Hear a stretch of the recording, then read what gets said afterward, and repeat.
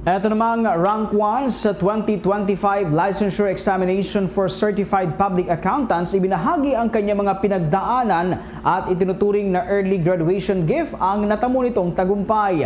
Alamin natin ang buong detalye ng balitang yan. May chika ang Star FM Manila. Isang pinakahihintay na pangarap.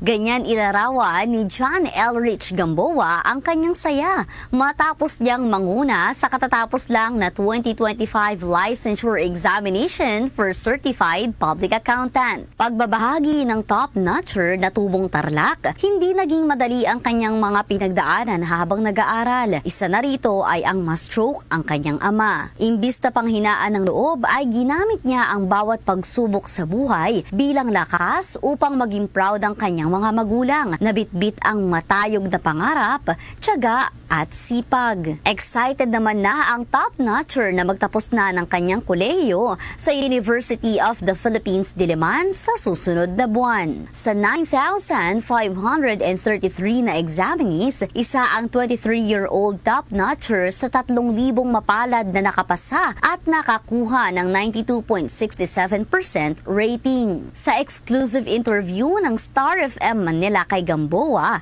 itinuturing niyang advanced graduation gift ang pagpasa nito sa 2025 licensure examination. Nagbahagi naman si Gamboa ng ilang mga tips para sa mga kukuha ng exam at sa mga aspiring CPA.